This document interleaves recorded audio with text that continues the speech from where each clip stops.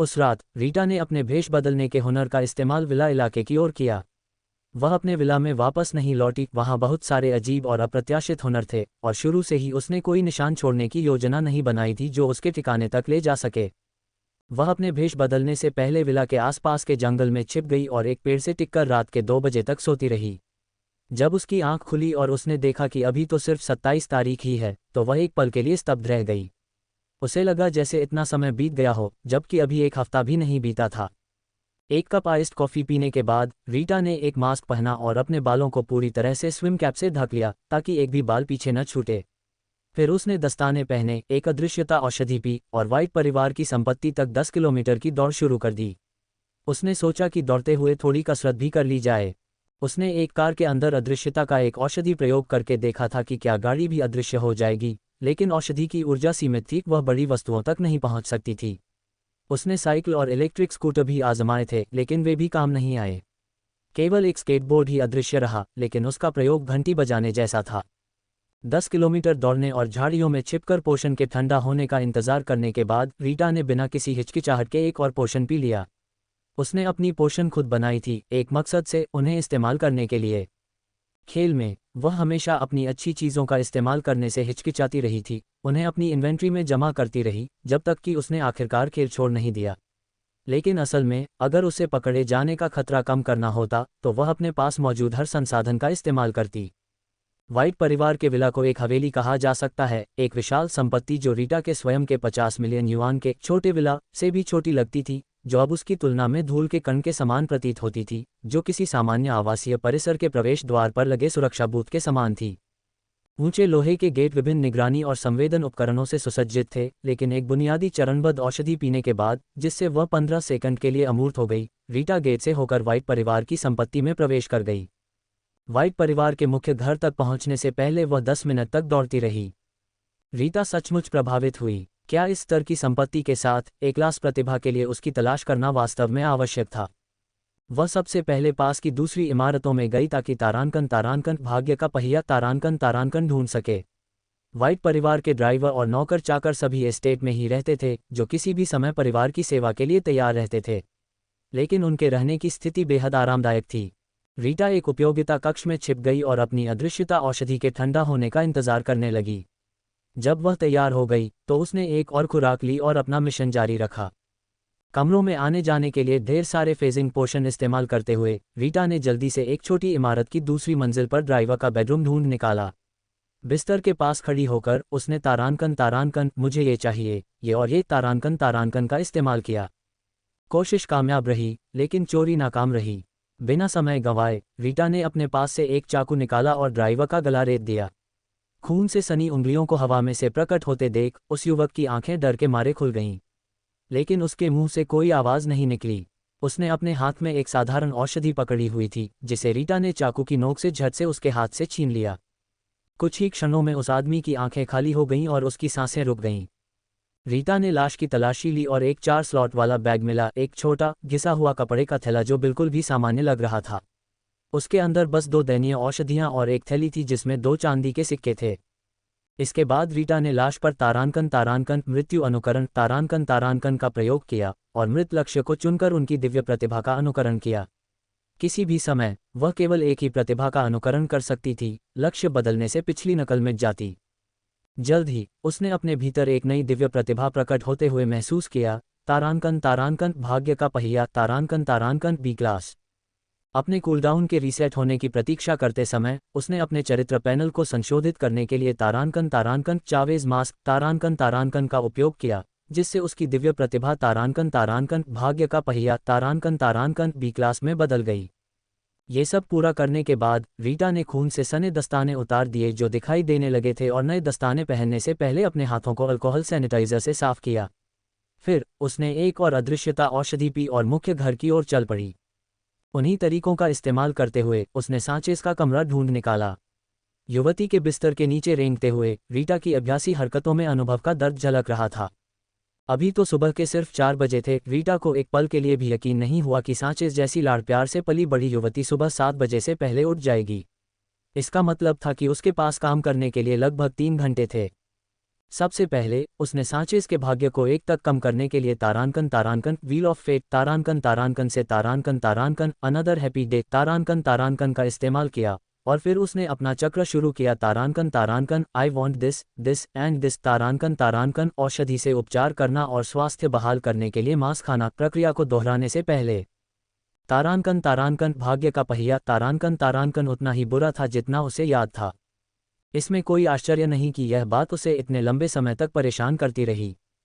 Sanchez का भाग्य 1 रह गया, इसलिए रीटा को 2 वस्तुएं, 1 सिक्का थैली और 3 विशेषता अंक चुराने में केवल 1 घंटा लगा।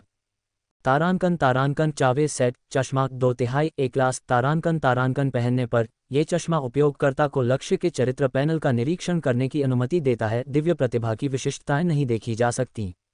चावेज सेट के प्रत्येक अतिरिक्त टुकड़े के साथ उपलब्ध जानकारी की मात्रा बढ़ती जाती है। वर्तमान में आप लक्ष्य के सुसज्जित वस्तुओं के नाम और मात्रा देख सकते हैं। ये वही सुनहरे फ्रेम वाले चश्मे थे जिन्हें सांचेज ने अपने पिछले जीवन में अक्सर पहना था, और बाद में पता चला कि वे एक जासूसी वस्तु थे।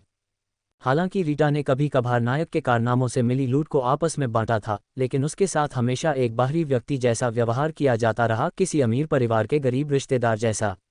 उसे कभी भी नायक की जानकारी जानने का सौभाग्य नहीं मिला। रीटा ने चश्मे को अपनी सूची में बड़ी सावधानी से रखा, ये जानते हुए कि वे एक खजाना हैं। चश्मे का डिज़ाइन काफ़ी सामान्य था, उन पर कोई पहचान चिन्ह नहीं था, और चश्मे और मास्क दोनों के साथ मास्क की छिपाने की क्षमता और भी बढ़ गई। तारांकन चावेज सेट मास्क 2/3 ए क्लास तारांकन इस्तेमाल करने पर यह मास्क आपके कैरेक्टर पैनल की जानकारी को छिपा देता है। इस प्रभाव को सक्रिय रखने के लिए इस वस्तु को आपकी इन्वेंट्री में रखना होगा। अगर मास्क खो जाता है तो यह मास्क काम नहीं करेगा। फिलहाल एस क्लास से नीचे की वस्तुओं द्वारा इसका पता नहीं लगाया जा सकता। ध्यान दें, चावेज सेट का प्रत्येक अतिरिक्त टुकड़ा आपके छिपाव स्तर को 1 से बढ़ा देता है। रीटा को तो यह भी संदेह था कि चावेज सेट का अंतिम टुकड़ा मुख्य पुरुष पात्र की तीसरी प्रेमिका के हाथ में था। क्या ये वाकई एक सेट था, या फिर ये मुख्य महिला कलाकारों के लिए स्टेटस सिंबल था? तारांकन bottomless coffee cup C class तारांकन अंतहीन कॉफ़ी से भरा एक कप। प्रत्येक कप में 500 मिलीलीटर कॉफ़ी होती है और कुल 500 मन पॉइंट्स मिलते हैं। इसे हर 24 घंटे में एक बार फिर से भरा जा सकता है। ये वस्तुतः एक अनंत मन औषधि थी। संभवतः लंबे कूलडाउन के कारण इसे केवल सी क्लास का दर्जा दिया गया था, लेकिन इसका कूलडाउन मैना पोशन के कूलडाउन से ओवरलैप नहीं होता था, जिससे ये बेहद कीमती हो जाता था। जब उसके मैना पोशन कूलडाउन पर होते थे तो वह अपने मैना को बहाल करने के लिए कॉफ़ी पर निर्भर रह सकती थी। सिक्कों की थैली में ज़्यादा कुछ नहीं था, केवल 3 सोने के सिक्के। लेकिन ये कुछ न होने से तो बेहतर ही था। जहाँ तक 3 विशेषता बिंदुओं का सवाल है, वे सभी तारांकन चपलता तारांकन के पास गए। अपने पिछले जन्म में सांचेज ने पानी में विलीन होने की अपनी क्षमता के कारण हत्यारे का रास्ता चुना था। बरसात के दिनों में वह मृत्यु के देवता की तरह थी, हर कदम पर जान ले लेती थी। कोई नहीं बता सकता था कि वह किस बारिश की बूंद से निकलेगी। उसे हत्यारों की देवी के रूप में जाना जाता था। रिक की टीम में उसकी आवाज़ का काफ़ी महत्व था। सांचेज का दिमाग ठीक नहीं था। उसने रिक की बातों पर यकीन कर लिया था। उसे लगा था कि रीटा उसके भाई से बेवजह प्यार करती है। उसने रिक के साथ रहने के लिए रीटा या जोई की जगह अपनी प्रतिभा का इस्तेमाल करने की भी कोशिश की थी। वह ऐसी बकवास बात पर कैसे विश्वास कर सकती थी? सांचेज ने रीटा पर इनाम घोषित किया था, न केवल उसे जीवित पकड़ने की मांग की थी, बल्कि उसके प्रत्येक अंक के लिए अलग अलग इनाम की पेशकश की थी, व्यवहारिक रूप से यह सुझाव देते हुए कि जब तक रीटा के अंक दिए जाते हैं और उसे जीवित रखा जाता है, उसे टुकड़ों में बेचा जा सकता है। रीटा ने अपनी नफरत को दबाया और सुबह 7 बजे तक चोरी करती रही। अंततः रुकने से पहले वह चपलता के 3 अंक और शक्ति के 2 अंक प्राप्त करने में सफल रही। उसकी चपलता अब 18 हो गई थी और उसकी ताकत बढ़कर 7 हो गई थी। कुल मिलाकर उसने अकेले सांचेज से 8 विशेषता अंक प्राप्त किए थे, लगभग उतने ही जितने कि अगर उसने 2 बार स्तर बढ़ाया होता। अपनी सेहत पूरी तरह ठीक करने के बाद रीटा ने अपनी छद्म कला का इस्तेमाल करके जोई का रूप धारण कर लिया। उसे उम्मीद नहीं थी कि यह कमज़ोर चाल कुछ खास कारगर होगी, लेकिन यह उसके अपने चेहरे का इस्तेमाल करने से बेहतर था। उसने अपनी तैराकी टोपी के ऊपर एक बेसबॉल टोपी पहन ली, एक कुल्हाड़ी निकाली और एक साधारण अदृश्यता औषधि पी ली। सावधानी से बिस्तर के नीचे से निकलकर वह बिस्तर के पास पहुंची। उसने सांचेज का सिर काटने का इरादा किया था, लेकिन सांचेज के गले में काले धातु के कॉलर को देखकर उसने ऐसा करना बंद कर दिया। ये कॉलर सांचेज ने पिछले जन्म में पहना था। सांचेज की क्षमताओं को देखते हुए यह असंभव था कि वह हार जैसी कोई वस्तु न पा सके। ये कॉलर जरूर कोई वस्तु होगी, और वह भी उच्च श्रेणी की। वह इसे कैसे चूक गई? भले ही यह कॉलर न भी हो, अपनी वर्तमान 7 अंक की ताकत के साथ रीटा ये गारंटी नहीं दे सकती थी कि एक ही बार से यह उच्च गुणवत्ता वाला धातु का कॉलर सांचेज की गर्दन के साथ अलग हो जाएगा। बिना किसी हिचकिचाहट के उसने सांचेज के दाहिने हाथ पर निशाना साधा। ऊंची छलांग लगाते हुए उसने अपनी पूरी ताकत से कुल्हाड़ी नीचे गिरा दी। तो हथियारों का भगवान है ना। कुल्हाड़ी ने 1 सेकंड से भी कम समय में सांचेज की दाहिनी बांह को तेजी से काट डाला। रीटा के चेहरे पर खून की बौछार हो गई, जिससे उसकी छिपी हुई जोई आंखें प्रकट हो गईं, जो सांचेज की भयभीत और प्रतिशोधी निगाहों से टकरा गईं। लगभग एक क्षण में सांचेज ने अपने कौशल का उपयोग करते हुए बिस्तर पर पड़े खून में विलीन हो गई, तथा केवल एक हाथ ही पीछे छोड़ा। रीटा ने सांचेज का सिर काटने की अपनी शुरुआती योजना तब छोड़ दी जब उसे एहसास हुआ कि उसे मारना कितना मुश्किल था। पानी में विलीन होने और समय के साथ ठीक होने जैसी क्षमताओं के साथ सांचेज लगभग अजेय था।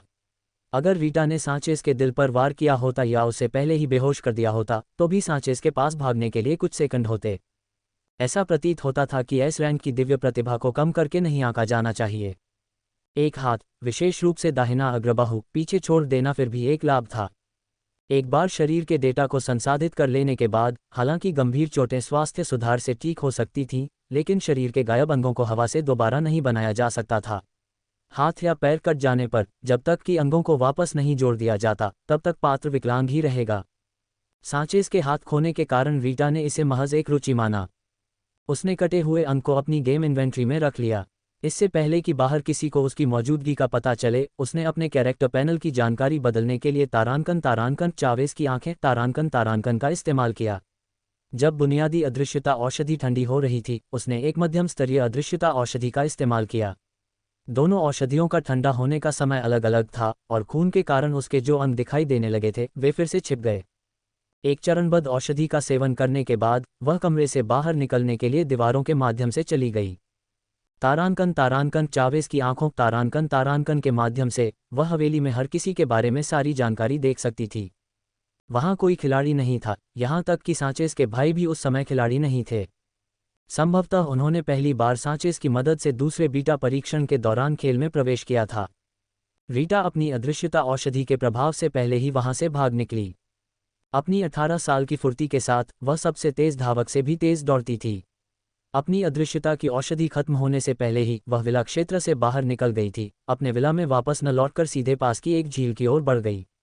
जोई का भेष बनाए रखते हुए उसने झील पर खून धोया, किनारे पर अपने कपड़े जलाए और फिर राख को मिट्टी के साथ झील में बहा दिया। एक बार फिर अदृश्य होकर वह शहर की ओर भागी।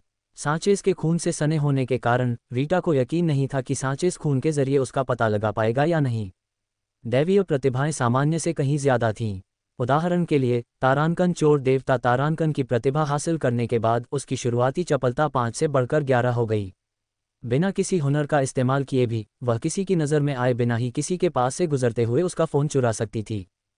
प्रतिभा के प्रभाव के कारण उसके हाथ भी अविश्वसनीय रूप से फुर्तीले और मुलायम हो गए थे। चून की तारांकन जल देवता तारांकन पानी को नियंत्रित कर सकता था, इसलिए रीटा इस बात पर दांव नहीं लगाना चाहती थी कि क्या सांचेज इसके माध्यम से उसके रक्त को महसूस कर सकता है। रीटा पूरे दिन व्यस्त रही, मानो खतरे से भाग रही हो, घर वापस आए बिना। भेष बदलने के बाद वह टोपी और नकाब पहनकर इधर उधर भटकती रही, एक बार फिर किसी गली मोहल्ले की छुपी हुई लड़की की तरह। जब भी वह भीड़ का सामना करती, वह अंदर बाहर खिसक जाती, और जब उसका भेष बदलने का समय समाप्त हो जाता तो वह दूसरा वेश धारण कर लेती, पुरुष का वेश धारण कर लेती और बिना पहचान पत्र की आवश्यकता वाले एक सस्ते होटल में जाकर जल्दी से स्नान कर लेती। अंततः वह एक काली टैक्सी लेकर पड़ोसी शहर चली गई। यात्रा के दौरान उसे अपने नए एजेंट का फोन आया, जो आगामी कार्य व्यवस्थाओं पर चर्चा करना चाहता था। रीटा ने सहजता से बताया कि वह यात्रा पर है और उसे 3 दिन इंतजार करने के लिए कहा। उसे यकीन नहीं था कि वह हवा को मात दे पा रही है या नहीं, लेकिन वह कोई भी जोखिम नहीं उठाना चाहती थी। वह कुछ भी गलत करने के तुरंत बाद अपने ठिकाने पर लौटने के बजाय ऐसे व्यवहार करना पसंद करती थी जैसे उसे कुछ भी पता न हो। यह उसकी जीवित रहने की सहज प्रवृत्ति थी जो बरसों से बचती रही थी। इसके अलावा जब उसका भाग्य चरम पर था तो कभी कभी उसे ऐसा महसूस होता था जैसे कि उसका अंतर्ज्ञान ही भाग्य से मार्गदर्शन प्राप्त कर रहा हो। जैसा कि हुआ, रीटा का जुआ सफल रहा। रीटा के जाने के बाद सांचेज ने अपना रूप बदला और एक साधारण उपचार औषधि पीने के बाद हेलीकॉप्टर से अस्पताल पहुंचाया गया। इस तरह की चोट का इलाज किसी पारिवारिक डॉक्टर के पास नहीं हो सकता। हेलीकॉप्टर में सांचेज को लगातार अपने ही खून का एहसास हो रहा था, जो एस्टेट के बाहर बिखरा पड़ा था। अपनी छोटी सी संवेदनशीलता के बावजूद वह झील तक खून के निशान का पता लगाने में कामयाब रही। वहां रुकने, अपनी बांह पर पट्टी बांधने और खून के बहाव को नियंत्रित करने के बाद वह हेलीकॉप्टर में अपने खून की गंध ढूंढती रही। जब तक रीटा लॉस एंजल्स से रवाना हुई, तब तक व्हाइट परिवार ने शहर में गंध का पता लगा लिया था। हेलीकॉप्टर शहर के ऊपर स्पष्ट रूप से मंडराता था। श्वेत परिवार के प्रभाव के कारण उन्हें उड़ान परमिट की आवश्यकता के बिना भी उड़ान भरने की अनुमति थी। लेकिन खुशबू बहुत बिखरी हुई थी।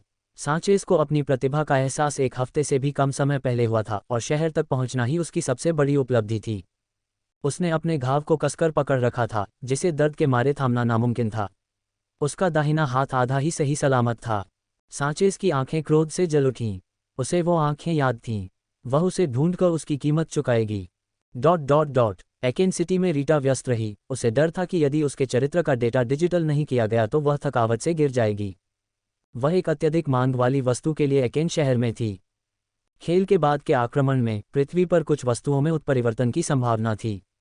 उसने ये भी सुना कि एक स्टार्च फैक्ट्री का उपकरण एक एस क्लास वस्तु में परिवर्तित हो गया था जो स्टार्च सॉसेज बनाने में सक्षम थी, जिसके सेवन के बाद 5 मिनट तक उसकी ताकत जोड़ 2 तक बढ़ जाती थी। उसे ऐसी तुच्छ चीज़ों में कोई दिलचस्पी नहीं थी। हालांकि उसने खेल में घुसपैठ के बारे में सबको बताने की योजना नहीं बनाई थी, लेकिन वह उन चीज़ों को हाथ भी नहीं लगाएगी जो स्पष्ट रूप से अधिकारियों द्वारा युद्ध के मैदान में इस्तेमाल के लिए बनाई गई थीं। उसे एक पालतू जानवरों के अस्पताल से एक बिल्ली का बिस्तर चाहिए था। ये बिल्ली का बिस्तर पालतू जानवरों के अस्पताल के खुलने के बाद से ही वहां पड़ा था, जहां से गुजरने वाली सभी आवारा बिल्लियां आराम कर सकती थीं। डॉक्टर नियमित रूप से इसकी सफाई करते थे और जानवरों के आक्रमण के बाद इसमें उत्परिवर्तन की संभावना पैदा हो गई, जिससे यह एक एस क्लास वस्तु बन गई। तारानकन म्याऊं म्याऊं इन एस क्लास तारानकन इसे घर के दरवाजे पर रखने पर आवारा जानवरों को आकर्षित करने की संभावना बढ़ जाती है। अगर जानवर यहीं रहें और उनके साथ ईमानदारी से पेश आया जाए, तो वे अपने पसंदीदा हालिया संग्रह में से एक उपहार के रूप में छोड़ जाएंगे। हालांकि इसे स्पष्ट रूप से हालिया पसंदीदा संग्रह के रूप में वर्णित किया गया था, लेकिन एस क्लास आइटम होने का मतलब था कि यह संग्रह चूहों या पत्थरों जैसा साधारण कचरा नहीं था। पिछले जन्म में ये पालतू जानवरों का अस्पताल इस बिल्ली के बिस्तर की वजह से तेजी से मशहूर हुआ था। हालांकि उस पालतू जानवरों के अस्पताल में बहुत से लोग थे और उस बिस्तर का अस्तित्व कोई रहस्य नहीं था। जल्द ही इसका पता चल गया और एक ही रात में अस्पताल और उसके सभी जानवर नष्ट हो गए। यही कारण था कि वह बिल्ली का बिस्तर लेने के लिए जल्दी आ गई थी। सचमुच उसका विवेक अच्छा था। रीटा ने अपनी पीठ थपथपाई। चोरी करने और बिस्तर के नीचे छिपने के बावजूद वह अभी भी एक अच्छी इंसान थी। ठीक है, उसने स्वीकार किया कि भले ही इस बिल्ली के बिस्तर के कारण पालतू जानवरों का अस्पताल नष्ट न हुआ हो, फिर भी वह इसे लेने के लिए दृढ़ थी। वह ये चाहती थी और उसे यह मिल जाएगा। वह नैतिक आदर्श बनने के लिए वापस नहीं आई थी। बिल्ली का बिस्तर पालतू जानवरों के अस्पताल के बाहर रखा जाता था, तेज हवाओं और बारिश को छोड़कर हर मौसम में खुला रहता था। रात में अस्पताल बंद होने पर भी पुराना स्लेटी बिल्ली का बिस्तर बाहर ही रहता था। अंधेरा होने के बाद अपनी छद्म कला का इस्तेमाल करते हुए रीटा ने पालतू जानवरों के अस्पताल के प्रवेश द्वार के दोनों ओर 2 आलीशान बिल्ली के तंबू लगा दिए। फिर उसने बिल्ली के बिस्तर को अपनी बांह के नीचे दबाया, अपनी किराए की कार में वापस आकर बिल्ली के बिस्तर को यात्री सीट पर रख दिया। फिर उसने अस्पताल के प्रवेश द्वार पर उत्तम बिल्ली के भोजन के 10 डिब्बे रखे और एक बोर्ड लगा दिया, जिस पर लिखा था, सभी आवारा जानवरों के लिए मुफ्त भोजन। उन्होंने मौके पर ही 10 डिब्बे खोले और उन्हें अस्पताल के प्रवेश द्वार पर एक पंक्ति में रख दिया। अगले दिन वह किसी और का वेश धारण करके अस्पताल में $2 मिलियन दान करने गई। ये बलपूर्वक प्रयोग का एक उत्कृष्ट मामला था। जब वह अस्पताल से बाहर निकली तो उसने कर्मचारियों को बिल्ली के बिस्तर के गायब हो जाने पर विलाप करते सुना तथा बताया कि किस तरह वे उससे जुड़ गए थे। रीटा को इस नतीजे का डर था। भले ही वह शिकार के बाद बिल्ली के बिस्तर पर जाने का इंतजार कर सकती थी, लेकिन कुछ चीज़ें एक बार भावनात्मक जुड़ाव बन जाने के बाद बंधन में बंध जाती हैं। एक बार बंध जाने के बाद ऐसी वस्तुओं का इस्तेमाल केवल वही व्यक्ति कर सकता था जिससे वे बंधी थीं। यहाँ तक कि उस व्यक्ति को मार डालने पर भी वे बंधी नहीं होंगी। बिल्ली का बिस्तर अपने पास रखकर उसने पट्टियां बनाने के लिए सामान और खाना पकाने की विधियां खरीदी, फिर अपने छोटे से विला में लौट आए। उसने अगला हफ्ता तारानकन प्राथमिक चिकित्सा शुरुआती तारानकन और तारानकन खाना पकाना शुरुआती तारानकन को मध्यवर्ती स्तर तक बढ़ाने और 6 जून को होने वाले दूसरे बीटा परीक्षण की तैयारी में बिताने की योजना बनाई। लॉस एंजल्स लौटने वाली सुबह जोई विल्सन परिवार की संपत्ति पर फिर से दिखाई दी। अपना सेटअप पूरा करने के बाद रीटा ने अंततः अपने व्यावसायिक कौशल को बढ़ाने पर ध्यान केंद्रित किया, जब तक कि उसका वर्तमान कीमिया और इंजीनियरिंग का अनुभव अधिकतम नहीं हो गया। बिल्ली का बिस्तर उसके घर के सामने वाले आंगन में रखा था। हर दिन वह बिल्ली के बिस्तर के पास कम तेल और कम नमक वाला मांस रखती थी, ताकि आज से ही उसके साथ एक रिश्ता बना सके। अप्रैल की शुरुआत में जोई और रिक की सगाई आधिकारिक तौर पर तय हो गई। दोनों परिवारों ने साथ में खाना खाया और रिक की बहन होने के नाते रीटा भी स्वाभाविक रूप से वहां मौजूद रही और पूरे समय विनम्रता और मुस्कान बनाए रखी। लोपेज परिवार के शिष्टाचार न तो विशेष रूप से अच्छे थे और न ही बुरे। बुनियादी विनम्रता मौजूद थी, लेकिन सम्मान का अभाव था। असल में ये सिर्फ एक दामाद था। सच कहूं तो जोई को रिक के आनुवंशिक गुणों में दिलचस्पी थी। बच्चा थोड़ा मंदबुद्धि हो सकता था, लेकिन बदसूरत नहीं। कई विवाह पूर्व समझौतों पर हस्ताक्षर हो रहे थे और लोपेज परिवार बहुत बड़ा था। लोपेज के सभी बुजुर्ग और उनके तीनों बच्चे मर भी जाएं, तो भी एक दामाद के रूप में रिक लोपेज परिवार को कभी नियंत्रित नहीं कर पाएगा। रीटा अपने पिछले जन्म में भी ऐसे ही एक भोज में गई थी, जहां लोपेज परिवार ठंडा था और उसे रिक पर तरस आ रहा था। इस बार उसका ध्यान खाने और मुस्कुराने पर था। लोपेज परिवार के जाने के बाद केवल जोई ही रह गई। रीटा जाना चाहती थी, लेकिन रिक ने उसे रोक लिया। रिक ने चिंता से रीटा की ओर देखा और संकोच से पूछा, बहन, क्या तुम मेरी शादी से नाखुश हो? जोई के अजीबोगरीब हाव भाव देखकर रीटा रिक से पूछना चाहती थी कि क्या उसे लगता है कि जोई को असुरक्षित महसूस कराकर वह खुद को ज्यादा आकर्षक दिखा रहा है। वह इतना तुच्छ क्यों है? उसने आश्चर्य से रिक की ओर देखा और कहा, बिल्कुल नहीं, मैं तुम्हारे लिए खुश हूं। रिक ने अविश्वास के भाव से कहा, तो फिर तुम क्यों? रीटा ने आह भरते हुए कहा, मैं तुम्हारे और जोई के लिए सचमुच बहुत खुश हूं। बस कंपनी में कुछ समस्याएं हैं और हो सकता है कि मेरी नौकरी चली जाए। रिक अभी भी संशय में था, लेकिन रीटा ने अपना बैंक ऐप खोला और उसे अपने खाते में जमा 30 मिलियन की राशि दिखाई। ये संख्या देखी। क्या ये तुम्हें चिंतित नहीं करती? रिक की मुस्कान लड़खड़ा गई। वह रीटा पर नाटक करने का आरोप लगाना चाहता था, लेकिन रीटा की ईमानदारी साफ दिखाई दे रही थी। हालांकि जोई को यकीन हो गया, ये रकम उसके लिए सिर्फ एक महीने की जेब खर्च के बराबर थी, इसलिए यह वाकई चिंताजनक था। उसका शक पूरी तरह से दूर हो गया था। रिक ने जोई की प्रतिक्रिया देखी। उसे एहसास हुआ कि आज वह जोई की सहानुभूति नहीं बटोर पाएगा। और भी मौके मिलेंगे। मुस्कुराते हुए उसने अपना फ़ोन निकाला और रीटा को पैसे ट्रांसफ़र करने लगा। बहन, कोई बात नहीं, मैं तुम्हारी मदद करूंगा।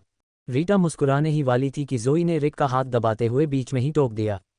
उसने अपना फ़ोन निकाला, रीटा के बैंक खाते की जानकारी मांगी और 20 मिलियन ट्रांसफ़र कर दिए। ये रिक और मेरी तरफ से है, तुम्हारे लिए थोड़ी सी पॉकेट मनी। रीटा ने तुरंत रिक की तरफ से अपनी मुस्कान हटा ली और जोई की तरफ मुस्कुराई। मेरे फ़ोन में रिक की बचपन की तस्वीरें हैं, मैं बाद में तुम्हें सब भेज दूंगी। चिंता मत करो, भेजने के बाद मैं उन्हें अपनी तरफ से डिलीट कर दूंगी।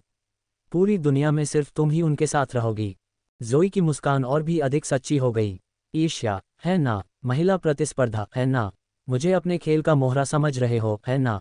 रिक की मुस्कुराहट को और अधिक तनावपूर्ण होते देख रीटा ने ताज़ा व्यवहार के साथ जाने से पहले सैमुअल और स्कारलेट का अभिवादन किया। एक बार जब उसकी सबसे महत्वपूर्ण कौशल अधिकतम स्तर तक पहुंच गई, तो रीटा ने अपनी अगली चाल पर ध्यान केंद्रित करना शुरू कर दिया। उसने व्हाइट परिवार के बारे में कोई अपडेट नहीं सुना था, क्योंकि वह उनके स्तर की नहीं थी। अगर लोपेज परिवार को पता भी होता, तो वे विल्सन परिवार को नहीं बताते। वह अब और इंतजार नहीं करने वाली थी। रिक के विचारों ने उसे सचमुच घिनौना बना दिया था। रिक बेरोजगार नहीं था। अगर वह बेरोजगार होता, तो जोई की उसमें कोई दिलचस्पी नहीं होती। वह एक गेम स्ट्रीमर था, दिखने में अच्छा, हुनरमंद और उसके प्रशंसकों की एक बड़ी संख्या थी। वह सिर्फ टिप्स से ही हर महीने लाखों कमा लेता था। उनके पास अपने काम के लिए समर्पित एक छोटा सा अपार्टमेंट भी था। रीटा ने रिक को व्यक्तिगत रूप से संभालने की योजना नहीं बनाई थी। वह अपने पिछले जीवन में कई भागने वालों से मिल चुकी थी। एक भागने वाले की सलाह पर उसने दूसरे शहर का भूमिगत नेटवर्क ढूंढा और 50 किलो सोने का इस्तेमाल करके एक व्यक्ति को किसी की बंदूक चलाने के लिए किराए पर लिया, ताकि किसी को कोई नुकसान न पहुंचे। यह एक बेहद किफ़ायती सौदा था। सोना सैमुअल के अध्ययन कक्ष से चुराया गया था। सैमुअल के पैसों का इस्तेमाल सचमुच उसके खिलाफ किया गया था। कितनी चतुराई से! इस चिंता में कि कहीं काम पर रखा गया व्यक्ति नायक के आभामंडल में न छिप जाए, रीटा ने 5 अप्रैल की सुबह रिक के जाने के ठीक बाद कार्यक्रम तय कर दिया। उसे उम्मीद थी कि ज्यादा लोग उसे नहीं देखेंगे, क्योंकि उसे अब भी उम्मीद थी कि रिक लोपेज परिवार में शादी कर लेगा। 4 अप्रैल की रात रीटा सुबह 6 बजे उठी और विल्सन एस्टेट जाकर अपने खरीदे हुए 3 आलीशान हैंडबैग वापस ले आए। उसने एक साधारण अदृश्यता औषधि और एक साधारण चरण निर्धारण औषधि पी ली और दीवारों से होते हुए रिक के कमरे में पहुंची और तारांकन भाग्य का पहिया तारांकन का इस्तेमाल करके उसकी किस्मत एक कर दी। पूरे घर को उसकी वापसी का लगभग पता ही नहीं था। हालांकि आस पड़ोस या लिफ्ट की निगरानी करने वालों ने उसे सुबह 6 बजे आते और आधे घंटे से भी कम समय में 3 डिज़ाइनर बैग लेकर जाते देखा होगा। सुबह 8 बजे तीनों बैग पास की एक सेकंड हैंड दुकान पर बेचने के बाद उसने एक गली से 7 गोलियों की आवाज़ सुनी। रीता सोच में पड़ गई, क्या ऐसा हो सकता है कि किस्मत ने कुछ भी नहीं मारा। कुछ ही देर बाद उसे मिशन असफल होने की सूचना मिली। अरे यार, क्या बुरा सपना है। 7 गोलियां चलीं और एक भी नहीं लगी। वो आदमी बस यूं ही इधर उधर चकमा दे रहा था। ये कोई फिल्म है या कुछ और? मैं एक शार्पशूटर हूँ। शार्पशूटर का मतलब समझते हो? क्या ये बहुत क्रूर हो सकता है? एक की किस्मत होने पर भी नायक का प्रभामंडल उसकी रक्षा कर सकता है। आखिरकार नायक मृत्यु के करीब के अनुभवों और गंभीर चोटों से तो बच सकता है, लेकिन हिजड़ा नहीं बन सकता। रीटा ने एक और संदेश भेजा, चाकू का इस्तेमाल करके देखो। ज्यादा जोर से मत मारो, बस उसे आधा काट दो। उद्धरण चिन्ह प्रश्नवाचक चिन्ह उद्धरण चिन्ह। चिंता मत करो, कीमत वही रहेगी। उसने तुम्हें क्यों नाराज किया? निशानेबाज ने सम्मानपूर्वक पूछा। जल्दी करो, वरना मैं बाकी पैसा नहीं चुकाऊंगा। कटे हुए हिस्सों को ले जाकर नष्ट करना याद रखना। आधे घंटे बाद रीटा को स्कारलेट का फ़ोन आया, जो बहुत घबराई हुई थी, और उसने उसे जल्दी से अस्पताल आने को कहा और कहा कि उसके भाई का एक्सीडेंट हो गया है। रीटा, जिसका चेहरा मुखौटे के नीचे भावहीन था, बनावटी चिंता और घबराहट के साथ बोली, क्या हुआ? क्या हुआ? हेलो माँ। सैमुएल ने थकी हुई आवाज़ में फ़ोन उठाया और उसे एक पता दिया। रीटा सचमुच आश्चर्यचकित थी। यह उसके पिछले जीवन से भागे हुए एक अन्य व्यक्ति का काला क्लिनिक था। जब वह क्लिनिक पहुंची तब तक रिक कुछ समय के लिए ऑपरेशन कक्ष से बाहर जा चुका था। अंधेरी संकरी कोठरी में सैमुअल बिस्तर के पास बैठकर सिगरेट पी रहा था, जबकि स्कारलेट रोती रही। रीटा को देखकर वह उसे डांटने लगी, लेकिन स्थिति की बेतुकी स्थिति को देखते हुए रीटा को चोट के लिए जिम्मेदार ठहराने का कोई कारण नहीं सूझ रहा था। शब्द खोजने के लंबे निरर्थक प्रयास के बाद वह कहने में सफल रही, आप अभी क्यों आ रहे हैं? फिर वह बिस्तर के पास रोना शुरू कर दिया। रीटा ने गंभीर किंतु पीड़ादायक भाव के साथ अविश्वास और अनिच्छा प्रदर्शित की तथा अपने अभिनय कौशल को परखते हुए कहा, यह असंभव है। क्या उसने किसी को अपमानित किया है? सैमुअल विचारों में खोया हुआ था। उसने सिगरेट का कश लिए बिना ही अपनी उंगलियां लगभग जला ली थीं। स्कारलेट ने सिसकते हुए अपना सिर हिलाया, वह इतना अच्छा व्यवहार करता है, वह किसी को कैसे अपमानित कर सकता है? रीटा, क्या उसे पुनः जोड़ा जा सकता है? स्कारलेट, उस व्यक्ति के पास बंदूक थी। इसमें कितनी नफरत हो सकती है? शुरुआत में तो उसकी गोली चूक गई, फिर उस व्यक्ति ने 7 और गोलियां चलाईं। बाद में उन्होंने चाकू का इस्तेमाल किया। ये सचमुच बेरहम है। एक जानवर। रीटा, वाह, 50 किलो सोना अच्छी तरह खर्च हुआ। छोटे रिक ने अपना आधा हाथ खो दिया है, लेकिन कोई बात नहीं, छोटा भी प्यारा होता है। रीटा ने अपनी आवाज़ थोड़ी ऊंची की, हम जैसे लोग बंदूक वाले किसी व्यक्ति को कैसे अपमानित कर सकते हैं? उसकी बातों से सैमुअल और स्कारलेट दोनों चौंक गए। यहाँ तक कि हैरान रिक भी भौंचक्का हो गया, मानो किसी सपने से जाग रहा हो। स्कारलेट एक पल के लिए स्तब्ध रह गई, फिर एहसास से उसकी आंखें चौड़ी हो गईं। उसने सैमुअल की ओर मुड़कर फुसफुसाते हुए पूछा, क्या ये लोपेस परिवार है? सैमुअल ने सिर हिलाया और आखिरकार सिगरेट का कश लिया। कहना मुश्किल है। ये देखकर कि रिक पहले ही जाग चुका है, रीटा ने कहा, चलो इस बारे में बाहर बात करते हैं ताकि हम रिक को परेशान न करें। सैमुअल और स्कारलेट उठे और रीटा के पीछे वार्ड से बाहर चले गए। जैसे ही उन्होंने दरवाज़ा बंद किया, रीटा ने देखा कि रिक का हाथ मुट्ठी में बंधा हुआ था। जब वे वार्ड के बाहर पहुंचे तो रीटा ने पूछा, क्या विल्सन परिवार में हमारा कोई दुश्मन है? सैमुअल ने भौहें चढ़ाईं, तुम क्यों पूछ रहे हो? रीटा ने जवाब दिया, मुझे ऐसा लगता है कि इस तरह का नुकसान पूरे विल्सन परिवार को निशाना बनाकर किया जा रहा है, मानो हमें खत्म करने की कोशिश की जा रही हो। बेशक, जब तक हम जीवित हैं तब तक उम्मीद बाकी है ना? डॉक्टर ने क्या कहा? अभी भी एक मौका है, सैमुअल ने थके हुए स्वर में आह भरी। मैं इस पर गौर करूंगा। तुम्हें सुरक्षित रहना चाहिए और अभी विल्सन के घर लौट जाना चाहिए। वह एक परवाह करने वाले पिता की तरह लग रहा था, लेकिन रीटा को शक था कि वह उम्मीद कर रहा होगा कि अगर कोई बदला लेने आएगा तो वह उसे झेलने के लिए वहां मौजूद होगी। वह सहमत नहीं थी। मेरा भाई तो लोपेस परिवार में ही शादी करेगा, है ना? इस बुढ़े ने रिक को तुरंत एक काले क्लिनिक में भेज दिया था। जाहिर है कि वह इस बात को छिपाने की कोशिश कर रहा था। अगर मैं अभी घर लौट जाऊं तो ये बहुत संदिग्ध होगा, इससे जोई का शक बढ़ सकता है। ये कारण काफी ठोस था। सैमुअल ने उसे घर लौटने के लिए मनाने की कोशिशें जल्द ही छोड़ दीं। कुछ देर रुकने के बाद रीता ने घर जाकर सूप बनाने का बहाना बनाया और चली गई। वह जानती थी कि रिक जाग रहा है, लेकिन वह अभिनय जारी नहीं रखना चाहती थी। उसे डर था कि कहीं अभिनय के दौरान वह हंस न पड़े, इसलिए वह जल्दी से वहां से चली गई। दरअसल सैमुअल और रिक एक जैसे थे। जब भी कुछ होता, उनकी पहली प्रतिक्रिया उसे छुपाने की होती, न कि यह सोचने की कि अगर जोई को उनकी शादी के बारे में पता चल गया तो क्या भयानक परिणाम होंगे। वे मुसीबत का सामना करने के बजाय उससे बचना पसंद करते थे। अपने पिछले जन्म में रीटा हमेशा इस बात पर शक करती थी कि क्या सैमुअल वाकई उसका जैविक पिता है।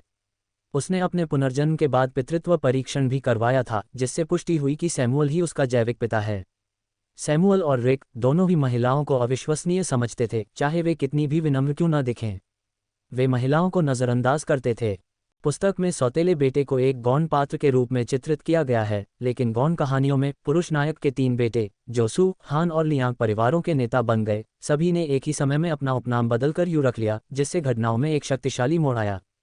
स्कारलेट का दर्जा रीटा से थोड़ा ऊंचा जरूर रहा होगा, लेकिन बस थोड़ा सा। उसकी मुख्य भूमिका सैमुअल द्वारा एक मोहरे की तरह इस्तेमाल किए जाने की थी। सैमुअल ने रिक की ओर देखा। क्या तुम्हारे पास कोई विचार है?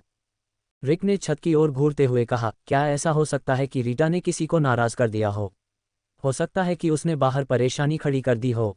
सैमुअल ने आह भरी। मैंने तुम्हें कितनी बार कहा है कि शांत रहो और अपना गुस्सा मत निकालो। गुस्सा तो सिर्फ औरतें ही करती हैं। अगर उसने सचमुच मुसीबत खड़ी की होती तो मुसीबत उस तक क्यों पहुंचती?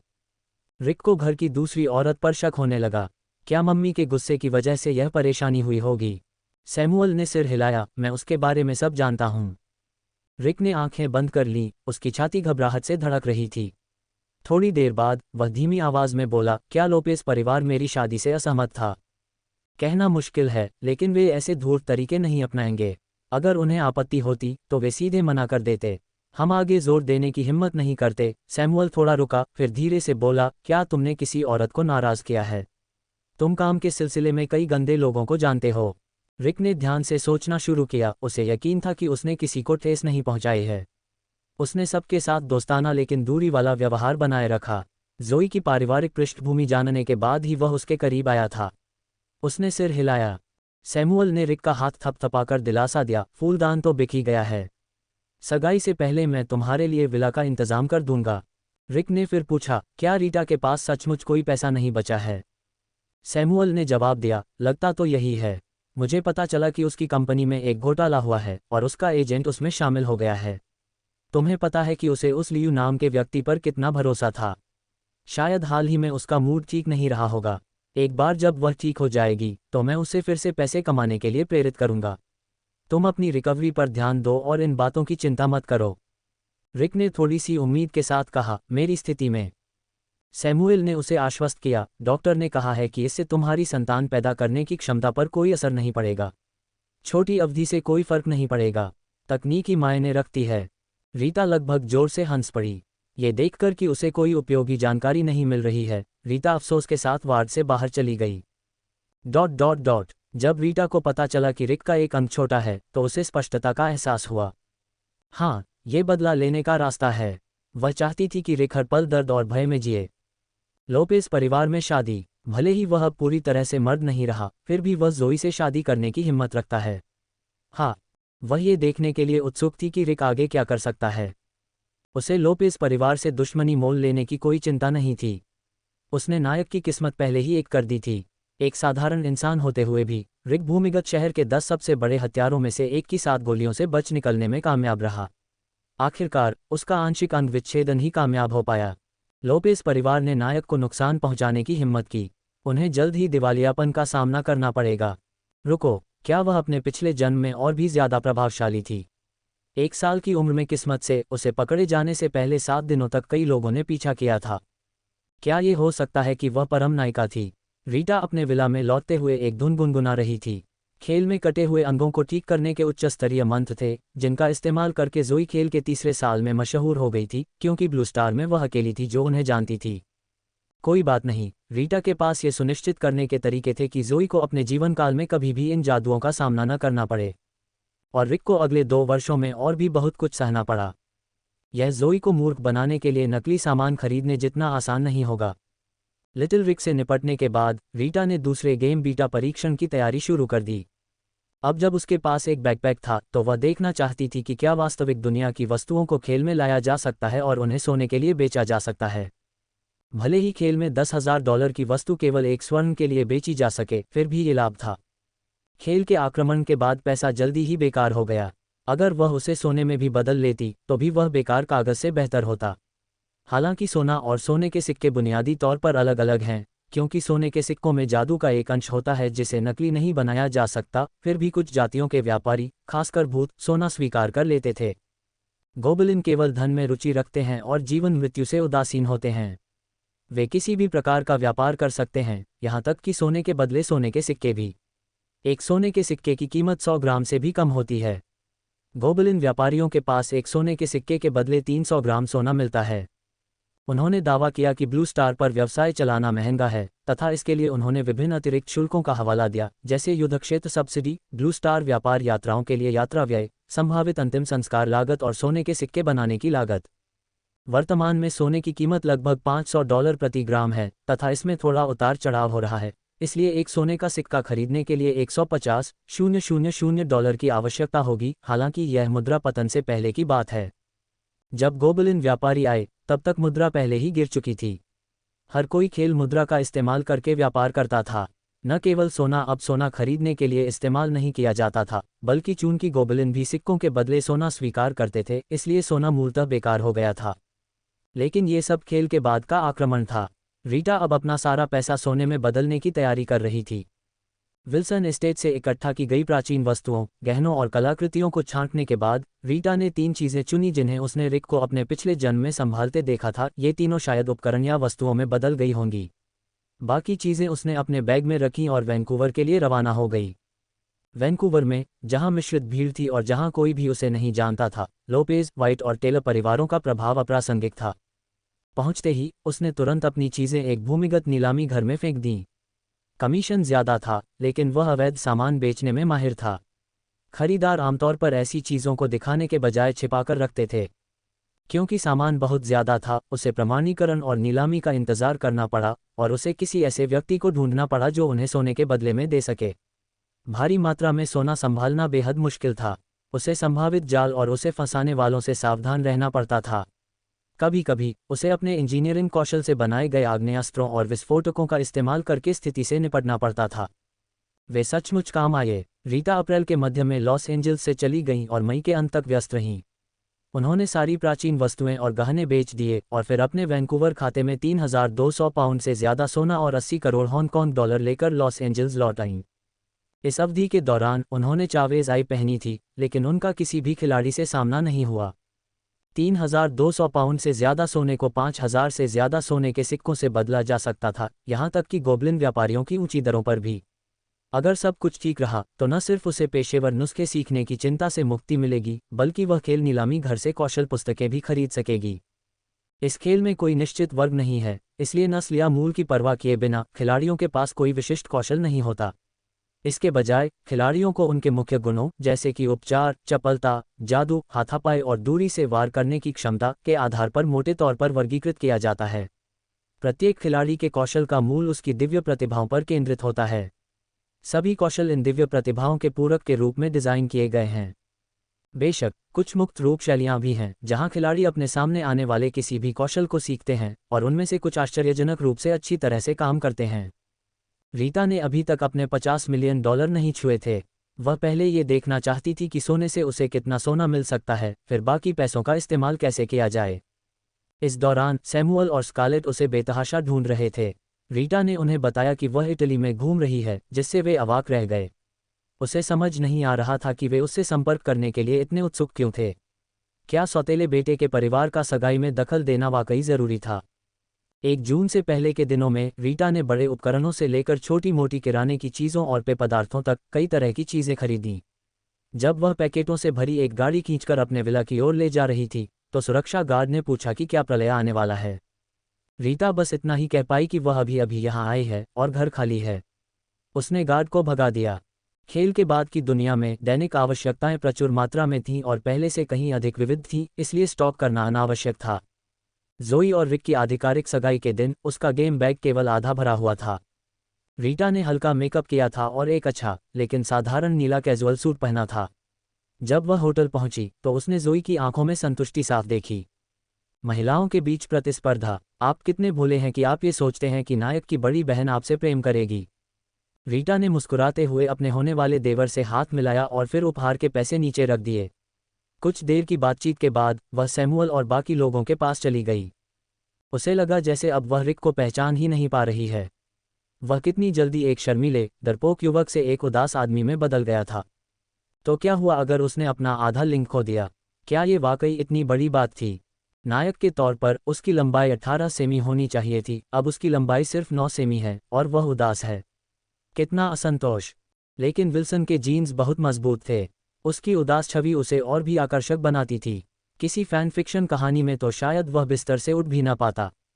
फिर भी सौतेले बेटे की कहानी में ये बुरा भी नहीं था। ज़ोई ने रिक को प्रशंसा से देखा। हालांकि रीटा कई सालों से एक स्टार थी, लेकिन वहां आने वाले लोग या तो अमीर औरतें थीं या फिर सोशलाइट। कोई भी उनके पास नहीं आता था और उन्हें शांति और सुकून का आनंद मिलता था। वैंकूवर में कत्लेआम करते करते वह सचमुच थक चुकी थीं। वह अब किसी को मारने में बहुत व्यस्त थी। उसकी हत्याएं इतनी बार होने लगी थीं कि उसका व्यवहार ही बदल गया था। पहले वो एक सौम्य, चमकती चांदनी थी, अब सूट पहनकर वो किसी ऐसे व्यक्ति की आभा बिखेरती थी जिससे खिलवाड़ नहीं किया जा सकता। सैमुएल ने आंखें सिकोड़कर उसे कुछ देर तक देखा, फिर पास आकर धीरे से पूछा, हाल ही में इतना बड़ा बदलाव क्यों हुआ? क्या कुछ हुआ है? मुझे बताओ। रीटा ने तुरंत जवाब दिया, मैं इटली में एक माफिया प्रेमी से मिली और उसके साथ आधा महीना बिताया। क्या ये रोमांचक नहीं लगता? सैमुअल ने उत्तर दिया, इस तरह के खुलेआम मजाक को नज़रअंदाज करना ही बेहतर है। रीटा ने अपना हाथ मुंह पर रखा और फुसफुसाते हुए कहा, मेरे पास असली बंदूकें हैं। 17 अलग अलग तरह की, और साथ में गोलियां भी। अफसोस की बात है कि मैं उनका अड्डा नहीं गिरा पाई, मेरी मारक क्षमता काफ़ी नहीं थी। जब मेरे पास और हुनर आ जाएगा तब मैं इसे अंजाम दूंगी। सैमुअल के होंठ कस गए। बाद में दे देना, मैं इसे संभाल कर रखूंगा। बंदूकें गैरकानूनी हैं। ओह, तुम ये चाहते हो? और ये गैरकानूनी है। अगर पता चल गया तो तुम जिम्मेदारी लोगे? रीटा ने आज्ञाकारी भाव से उत्तर दिया, जरूर, मैं पिताजी की बात मानूंगी। सगाई की पार्टी लोपेस परिवार ने आयोजित की थी। विल्सन परिवार के सभी सदस्य बहुत ही शांत थे, मंच पर कोई भाषण या बातचीत नहीं हुई। रीटा ने सैमुअल के हमेशा की तरह ही शानदार और आकर्षक प्रोफेसर वाले व्यवहार पर गौर किया। जहां तक स्कारलेट की बात है, हालांकि वह घर पर थोड़ी चिड़चिड़ी हो सकती थी, लेकिन वह बेहद आकर्षक थी, जिसने एक खूबसूरत रीटा और अब नपुंसक रिक को जन्म दिया। स्कारलेट की शांत मुस्कान काफी डरावनी थी। खाने के दौरान रीटा ज़ोई के बगल में बैठी थी। ज़ोई ने गलती से रीटा पर रेड वाइन गिरा दी और हालांकि रीटा ने तुरंत प्रतिक्रिया दी, लेकिन वह इसे पूरी तरह से टाल नहीं पाए। ज़ोई ने जल्दी से माफ़ी मांगी और रीटा ने मुस्कुराकर उसे टाल दिया, फिर जल्दी से कपड़े बदलने के लिए ऊपर चली गई। 18 साल की उम्र में अपनी फुर्ती के साथ रीटा इसे नज़रअंदाज नहीं कर सकती थी और ज़ोई ने उसकी प्रतिक्रिया को साफ तौर पर परख लिया था। रीटा ने एक सामान्य व्यक्ति की तरह ही सामान्य प्रतिक्रिया दी। हालांकि इस छोटी सी घटना ने रीटा के मन में अप्रिय यादें जगा दीं। रिक की सगाई 1 जून को होने वाली थी। उसने जून से पहले ही उसे नपुंसक बनाने की कसम खाई थी, ताकि छोटा रिक अपने पिता के बिना बाल दिवस मना सके। ज़ोई से निपटने के बाद रीटा अपनी एजेंसी गई और रिटायरमेंट की घोषणा कर दी। वरिष्ठ कर्मचारी इस बात पर यकीन नहीं कर पा रहे थे, लेकिन रीटा ने मुसीबत से बचने के अपने सिद्धांत पर कायम रहते हुए कहा कि वह तुरंत इस्तीफा दे सकती है। जिन मित्रों ने हत्या की है, वे जानते हैं कि जिन्होंने हत्या की है और जिन्होंने नहीं की है, वे मानसिक रूप से भिन्न हैं। आम लोग विवादों को इस तरह सुलझाते हैं, शायद इसे छोड़ देना ही बेहतर होगा। जिन लोगों ने हत्या की है वे सोचते हैं, शायद हत्या करना बेहतर है। रीटा बहुत व्यस्त थी। गेम का दूसरा बीटा टेस्ट 6 जून को था और उससे पहले उसे कीमिया और इंजीनियरिंग में अपनी दक्षता पूरी करनी थी। साथ ही कुकिंग, फिशिंग और फर्स्ट एड में भी इंटरमीडिएट लेवल तक पहुंचना था, ताकि वह दूसरे बीटा टेस्ट में इंटरमीडिएट स्किल सीख सके। वह नहीं चाहती थी कि रिक विल्सन के घर पर कोई घटना घटे।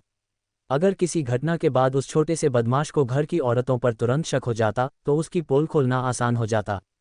हालांकि रिक की स्थिति को देखते हुए वह संभवतः अभी भी अपने कौशल का प्रशिक्षण ले रहा था और अभी तक लोपेस परिवार में शामिल होने के योग्य नहीं था। एक दामाद जिसका आधा लिंग निकाल दिया गया था, उसे और ज़ोई को ये भी नहीं पता था कि कौन किसे पत्नी कह रहा था। रीटा ने संपत्ति छोड़ते समय केवल एक विधि के बारे में सोचा। सालों तक भागने के कारण वह कई ऐसे दोस्तों को जानती थी जो बचकर भागे थे। उसने रिक के नाजायज़ फ़ैन क्लब के तौर पर कई युवक युवतियों को काम पर रखा था। उनसे पूछती थी कि उसने अपनी शादी के बारे में उन्हें क्यों नहीं बताया और जितना हो सके उतना हंगामा मचाती थी।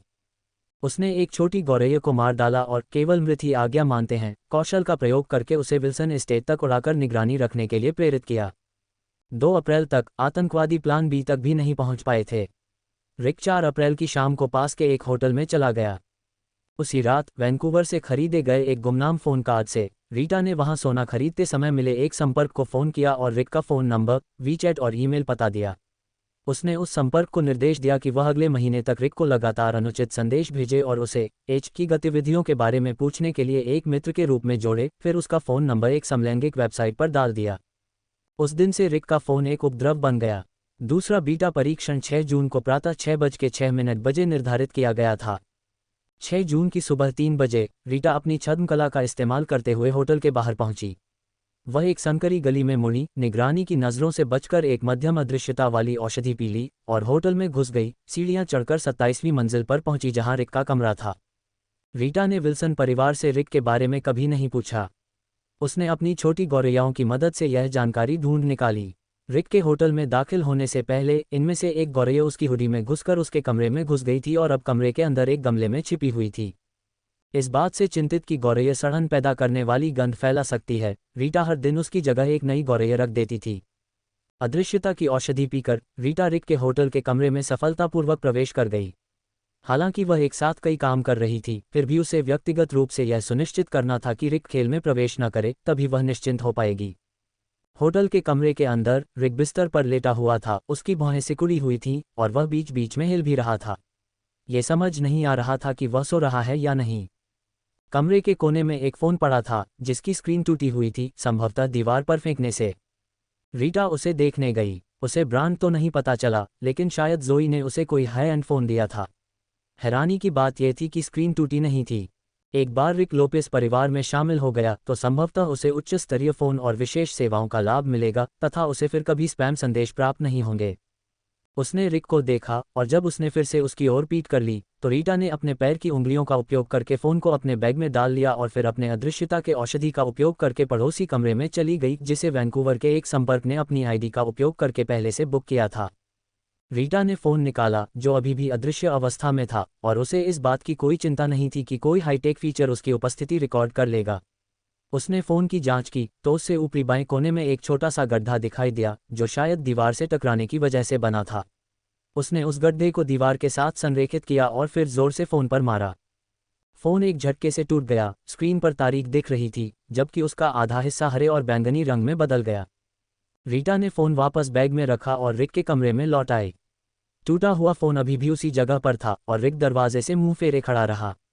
रीटा ने टूटे हुए फ़ोन को ठीक वहीं रख दिया जहां वह रखा था और चुपचाप चली गई। वहां पहुंचने से पहले उसने दर्जनों हालातों की कल्पना की थी, लेकिन सबसे आसान सा मामला सामने आया।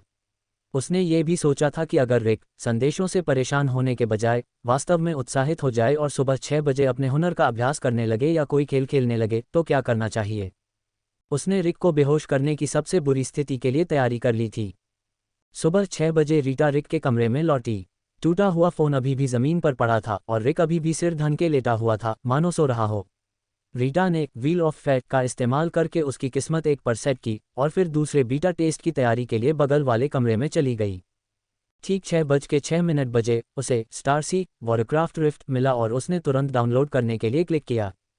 चरित्र चयन स्क्रीन पर पहुंचने पर उसने परिचित मरे हुए को देखा, लेकिन मुझे परवाह नहीं है के बगल में एक नई अधिसूचना थी, वांटेड। रीटा ने अपनी जेब में झांका तो पाया कि उसके दोनों बैग गायब थे। हालांकि स्क्रीन पर दिख रहे किरदार की कमर पर 2 जाने पहचाने बैग लटके हुए थे। उसने एक छोटे से भूत में बदलने के लिए चोर भगवान के भेष कौशल का उपयोग करने की कोशिश की। जल्द ही रीटा का शारीरिक रूप बदल गया। वह सिकुड़ गई, उसकी त्वचा हरी हो गई, उसके कान बड़े हो गए। साथ ही स्क्रीन पर दिखाई देने वाला मृत पात्र भी इन बदलावों को प्रतिबिंबित करने लगा। रीटा तुरंत खेल में शामिल हो गई। उसके पास भेष बदलने के लिए सिर्फ 1 घंटा था, इसलिए उसे उसी घंटे में अपनी स्थिति समझनी थी। स्क्रीन चमक उठी। एक छोटा सा भूत कब्रिस्तान में खड़ा दिखाई दिया। गेम व्यू एडजस्ट करते हुए उसे पास ही एक अनडेड सिटी दिखाई दी। उसने तुरंत अपने किरदार को शहर की ओर मोड़ दिया और निचले स्तर के राक्षसों को तेजी से पीछे छोड़ दिया। 5 मिनट से भी कम समय में वह शहर के द्वार पर खड़ी थी, जहां उसके मूल मरे हुए चरित्र की छवि प्रदर्शित थी। शुक्र है कि जब उसने अपना चरित्र बनाया था तो उसने बेतरतीब ढंग से विशेषताएं चुनी थीं, जिससे उसका चरित्र काफी हद तक उसके जैसा दिखने लगा था। हालांकि चोर देवता का भेष बदलने का हुनर ज्यादा देर तक नहीं चला, लेकिन किसी भी वस्तु या हुनर से उसका पता नहीं चल पाया। रीटा आसानी से शहर में दाखिल हुई और सीधे भूतों के इलाके की ओर चल पड़ी। भूतों की दुकान में उसे भूत व्यापारी मिला और उसने पूछा कि क्या वे सोना लेते हैं। भूत, समय ही धन है।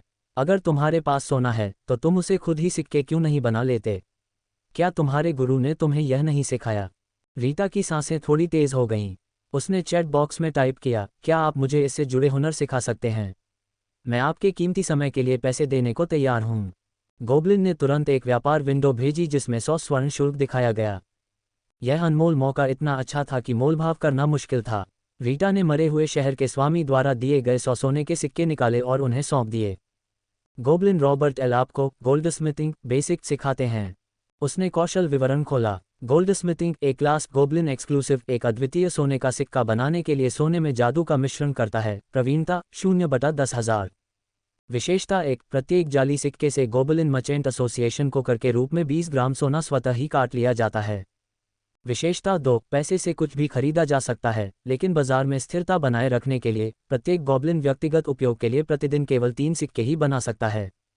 रीटा ने तुरंत अपने बैकपैक से 500 ग्राम सोने की एक पट्टी निकाली। क्राफ्टिंग विकल्प 4/4 दिखा। उसने सभी को क्राफ्ट करने का विकल्प चुना और जल्द ही उसके किरदार के हाथों के बीच से सुनहरी रोशनी निकली। प्रगति पट्टी कुछ ही सेकंड में पूरी हो गई। उसके बैकपैक में अब 3 सोने के सिक्के थे और 500 ग्राम सोने की पट्टी घटकर 140 ग्राम रह गई। प्रवीणता में 3 अंक की वृद्धि हुई। इसका मतलब था कि रीटा अब खुद सोने के सिक्के गढ़ सकती थी। 10,000 सोने के सिक्के बनाने के बाद अगर उसे ब्लूप्रिंट मिल जाए या कोई और भूत उसे सिखाने को तैयार हो जाए तो वह उन्नत स्वर्णकारिता सीख सकती थी। हालांकि वह प्रतिदिन केवल 3 सिक्के ही कमा पाती थी, लेकिन ये रकम काफ़ी थी। हालांकि वह दर्जनों सिक्के चुरा सकती थी और मरे हुए शहर के स्वामी से 100 स्वर्ण पदक प्राप्त कर सकती थी, लेकिन वास्तविक दुनिया में व्यापक गेमप्ले के बावजूद एक भी स्वर्ण पदक कमाना उसके लिए कठिन था। रीता ने देर नहीं की। उसने अपने अस्त व्यस्त विचारों को किनारे रखा और अपने बैग से कई बड़े डिब्बे निकाले। उसने भूत से पूछा कि क्या वे उन्हें खरीदेंगे। भूत ने डिब्बों का मूल्यांकन किया, इलेक्ट्रॉनिक सामान और खिलौनों को कचरा समझकर प्रति डिब्बे केवल 2 चांदी के सिक्के देने की पेशकश की। हालांकि शराब के 2 बड़े डिब्बों के लिए उसने 12 सोने के सिक्के दिए। रीता ने शराब की सभी 55 पेटियां 330 सोने के सिक्कों के बदले बेच दीं। कचरा 1 सोने के सिक्के से भी कम में बिका। इसके बाद उसने पूछा कि 10 पाउंड सोने के बदले उसे कितने सोने के सिक्के मिलेंगे। उसे हुनर सीखने के लिए और सिक्कों की ज़रूरत थी। भूत ने 1 सोने के सिक्के के बदले 200 ग्राम सोने की दर की पेशकश की। 5 मिनट की मोलभाव के बाद वह 1 सोने के सिक्के के बदले 180 ग्राम की दर पर बात पक्की करने में कामयाब रही। उसे पता था कि अभी भी मोलभाव की गुंजाइश है, लेकिन जब उसके भेष बदलने का सिर्फ आधा घंटा बचा था तो उसने जल्दी से अपना सारा सोना वैंकूवर से 3,216 पाउंड और विल्सन एस्टेट से सोना कुल मिलाकर 3,240 पाउंड दे दिया। बदले में उसे 6,000 सोने के सिक्के मिले। सोने की यह मात्रा उसके पिछले जीवन में एक छोटे से मध्यम आकार के संघ के कुल भंडार के लगभग बराबर थी। रीटा फिर पास के गॉब्लिन इंजीनियरिंग मास्टर के पास गई, अपनी इंजीनियरिंग स्किल को एडवांस्ड में अपग्रेड किया और 100 से ज़्यादा नई रेसिपीज सीखीं। उसने कीमिया स्टोर में कीमिया के लिए भी यही किया, एडवांस में अपग्रेड किया और 100 से ज़्यादा नई रेसिपीज सीखीं। जब बात पढ़ाई की आती थी तो रीटा हिचकिचाती थी, गेमिंग में वह आक्रामक थी और ज्ञान के लिए उत्सुक थी। उन्नत अदृश्यता औषधियों की सामग्री याद करने के बाद रीटा सीधे पास की जड़ी बूटी की दुकान पर गई और 6 स्लॉट के बराबर जड़ी बूटियां खरीदीं। वह और भी खरीदना चाहती थी, लेकिन खेल की कठोर इन्वेंट्री प्रणाली के कारण वह वस्तुओं को ढेर नहीं लगा पा रही थी या अलग अलग चीज़ों को स्टोरेज बॉक्स में डालकर जगह नहीं बचा पा रही थी। उसे नीलामी घर के लिए कुछ स्लॉट खाली छोड़ने पड़े। रीता समय के विरुद्ध दौड़ रही थी। उसका भेष बदलने का समय घटकर मात्र 23 मिनट रह गया। वह नीलामी घर की ओर दौड़ी और एक रेस्तरां के पास से गुजरते हुए उसने जल्दी ही अपने पाककला कौशल को मध्यवर्ती स्तर तक उन्नत कर लिया और 100 से अधिक नए व्यंजन सीख लिए। इस समय उसके पास 4,286 स्वर्ण शेष थे। नीलामी घर के सामने खड़े होकर उसने एक कीवर्ड दर्ज किया, चावेज। कुछ नहीं, बिना समय बर्बाद किए उसने एक और कीवर्ड आजमाया, बैग। उसने 800 स्वर्ण पदक खर्च करके 2 36 स्लॉट बैग खरीदे, जो कि उसके द्वारा खोजे गए सबसे बड़े क्षमता वाले बैग थे। जैसे ही उसने भुगतान किया, उसके मेलबॉक्स में नए बैग्स के बारे में एक गेम नोटिफिकेशन आ गया।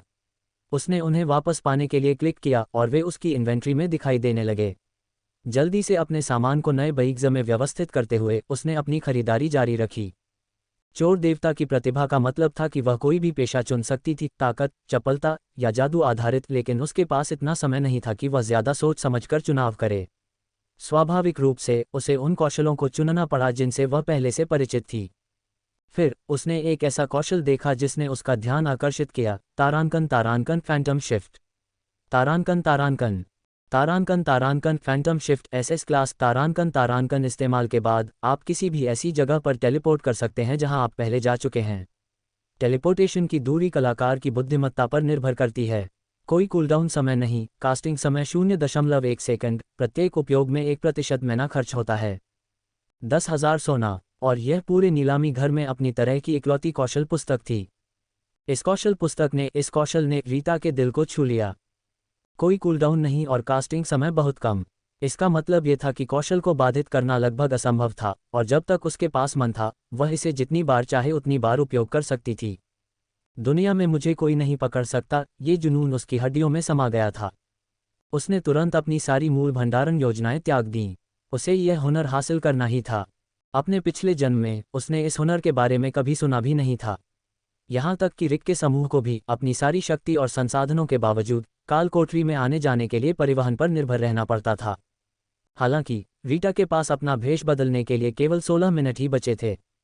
उसने एक नीले स्तर के हार पर 200 स्वर्ण खर्च किए, जिसका केवल एक ही प्रभाव था, कूलडाउन समय को 15% कम करना। अपने पिछले जीवन में 200 स्वर्ण से 3 विशेषताओं वाली 10 स्तर की नीली श्रेणी की वस्तु खरीदी जा सकती थी। अब रीटा को ऐसा महसूस हो रहा था कि वह शानदार जीवन जी रही है। इसके बाद उसने कौशल तारांकन तारांकन फैंटम क्लोक तारांकन तारांकन की खोज की। तारांकन तारांकन फैंटम क्लोक सी क्लास तारांकन तारांकन इस्तेमाल के बाद आप नंगी आंखों से दिखाई नहीं देंगे। कोई कूलडाउन नहीं, प्रति मिनट 10 मन की खपत होती है।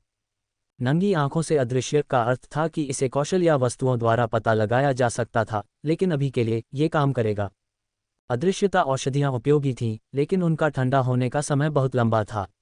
केवल बुनियादी और मध्यम अदृश्यता औषधियों पर निर्भर रहना पर्याप्त नहीं था। तारांकन तारांकन फैंटम क्लोक तारांकन तारांकन केवल एक सी क्लास कौशल था, क्योंकि यह स्तर 10 के बाद काफ़ी बेकार था, क्योंकि हर किसी के पास अपनी स्वयं की पहचान विधियां थीं। लेकिन आज की वास्तविक दुनिया में ये बेहद उपयोगी था। रीता ने 120 स्वर्ण पदकों में ये कौशल पुस्तक खरीदी। अंत में उसने 50 स्वर्ण पदक स्लीप स्पेल सी क्लास पर खर्च किए, जो किसी को कुछ समय के लिए सुला सकता था, और एक नींद की औषधि जो किसी को 6 घंटे के लिए बेहोश कर सकती थी। ये 4 वस्तुएं खरीदने के बाद रीता तुरंत शहर से बाहर निकल गई। वह बड़ी मुश्किल से एंडरसिटी से बाहर निकलकर कब्रिस्तान तक पहुंची, जहां उसने लॉग इन किया था, इससे पहले कि उसका भेष समाप्त हो जाता। रीटा ने अपने मेलबॉक्स से वस्तुएं निकाली, कौशल पुस्तकें सीखीं, हार पहना और फिर खेल से लॉग आउट हो गई। इस बार उसका फ़ोन काले धुएं में नहीं बदला, लेकिन जब उसने लॉग आउट किया तो ज़मीन पर 2 बैग, एक काला और एक सफ़ेद, दिखाई दिए, उसके नए 36 स्लॉट वाले बैग। उसके गले में एक ठंडा हार प्रकट हुआ और उसे अपने मन में 2 मंत्रों का प्रयोग करने का ज्ञान प्राप्त हुआ। रीटा ने अपने ऊपर तारांकन तारांकन फैंटम क्लोक तारांकन तारांकन का प्रयोग किया और उसे ठंडक महसूस हुई, जैसे बर्फ जैसा ठंडा पानी उसकी त्वचा पर फिसल रहा हो, और फिर उसका शरीर दृष्टि से ओझल हो गया। समय कीमती था। उसने एक फेजिंग पोशन पिया और रिक के कमरे में लौट आए। रिक जाग रहा था, जमीन पर दुबका हुआ था, बार बार अपने टूटे हुए फ़ोन को चालू करने की कोशिश कर रहा था। उसे इतना चिड़चिड़ा देखकर रीटा थोड़ी बेचैन हो गई। क्या यही है किसी नायक की ताकत? अपनी आधी मर्दानगी गंवाने और अश्लील संदेशों की बौछार झेलने के बाद भी वह अभी भी अपने फ़ोन से खेलने के मूड में था। जब वह ये सोच ही रही थी, उसने देखा कि रिक अपने सूटकेस के पास गया और कुछ ढूंढने लगा। रीटा की तेज नज़रों ने उसके सूटकेस के अंदर एक टैबलेट और लैपटॉप को देखा। अरे, उसने टैबलेट को नज़रअंदाज कर दिया था। ठीक है, अगर आप इसी तरह खेलना चाहते हैं। बिना किसी हिचकिचाहट के रीटा ने रिक पर तारांकन तारांकन नींद का जादू तारांकन तारांकन डाला। ये जादू मूल रूप से उसके लिए ही बनाया गया था। वह होटल से बहुत देर से निकलने वाली थी और रिक पर नज़र नहीं रख पा रही थी। रिक जैसे ही ज़मीन पर गिरा, रीटा उसके पास आए और नींद की दवा उसके गले में डाल दी। ये सुनिश्चित करने के बाद कि उसने पूरी दवा निगल ली है, वह होटल से चली गई। तारांकन फैंटम क्लोक तारांकन प्रति मिनट 10 मन की खपत करता था, लेकिन मीट जर्की चबाकर रीटा ने मन की खपत को घटाकर केवल 5 अंक प्रति मिनट कर दिया। इस तरह वह मैना खत्म होने से पहले 20 मिनट तक अदृश्य रह सकती थी, लेकिन एक बुनियादी मैना पोषण 60 अंक बहाल कर सकता था।